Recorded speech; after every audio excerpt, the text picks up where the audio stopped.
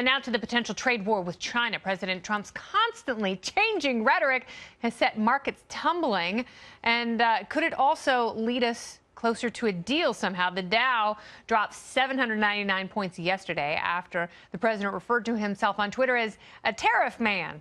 Oh, boy. And futures are diving now, too. But no sooner than the panic set in did he strike a more optimistic tone, tweeting this morning, quote, "Very strong signals being sent by China once they returned home from their long trip, including stops from Argentina. Not to sound naive or anything, but I believe President Xi meant every word of what he said at our long and hopefully historic meeting. All subjects discussed."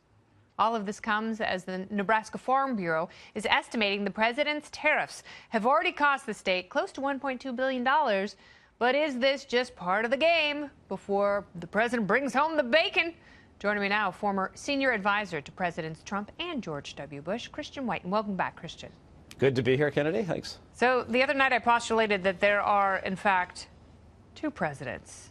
And President Trump has an evil twin who says impulsive things that you have described as puffery.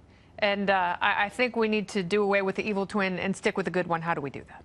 You know, it's one thing to drive a hard bargain, to negotiate, to try and soften up your opposition before you come to the table. But anyone who really understands what's going on in China knows that they're not over dinner on the sidelines of the irrelevant G20 going to fundamentally change their way of doing business, which is based on stealing other people's intellectual property. So to come out of the G20 and say, oh, my God, this is the biggest deal ever. You know, it took the market a grand total of 1 day to figure out that's not true. And so now it sort of, you know, looks a lot like we're going to get tariffs at the end of this 90-day period, but, you know, who knows? So both sides want to get rid of the tariffs. What is the big roadblock here for you? It's probably a big lie. I don't think China actually wants to get rid of any tariffs. I don't think it wants to reform. I think it thinks that Trump is a one-termer. That's all their consultants, what Wall Street is telling them. They think this is a flash in the pan. If you go back to the Cold War and look at the Soviets. They're just trying to wait him out and wait till he's done with his presidency because Xi is president for life, and then they can move on with tariffs as usual. Right, exactly. And if you look, they've twice before in this administration, I mean, forget about all the times this happened before, but at Mar-a-Lago and then again about last March, they've come forward with exactly the same thing before. A lot of goodies, a lot of stuff. Trust us, we're going to buy a bunch of stuff from you. Turns out they're going to buy it anyway, a bunch of 787s. I think they're lying. I think they're commies. They lie. They don't believe in property rights or anything like that. They don't. They absolutely don't.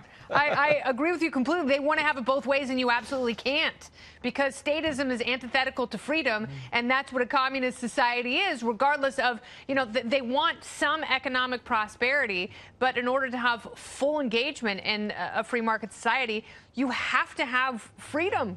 And it's very interesting. They have the #2 economy in the world. How does it force our hand here, and how does the United States react? Well, if the administration were good at communicating to put this in perspective, we export $130 billion worth of goods to China. That's 0.0065 of our economy. That could go to zero. Some people would be upset. It wouldn't be the end of the world. You know, I think we need to get tough.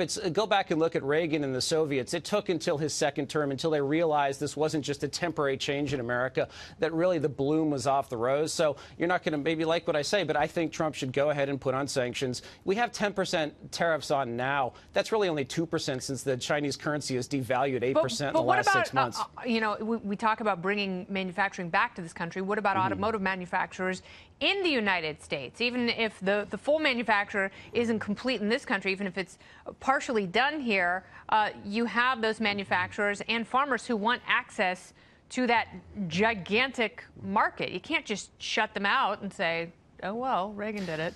Right. Well, you know, that market is often just a mirage, and they've been doing this not just in the last decade or two, but since the 19th century. I mean, all constantly saying, well, you can't ignore this market. You know, there are 300 million Indonesians. There are a billion Indians. There are 300 million Brazilians. If we want to go to other emerging markets, it's been this zeitgeist on Wall Street and in business schools and among the elite financial media. I think that's why Trump stood up there with Abe and Modi as a symbol to China to say, hey, we do have access to great big markets and an emerging middle class in India and parts of the Far East that could certainly rival what China is doing, and we could get a better deal there, which I think could also put some pressure on China to follow suit. Yes? Exactly. Some competition and letting know, that we'd rather, if we're going to enrich a foreign economy, it's better to do it to be a free country like India than a country like China that has intense repression. You know what? Yeah. It's all about, for me, it's culinary diplomacy. If we like their food,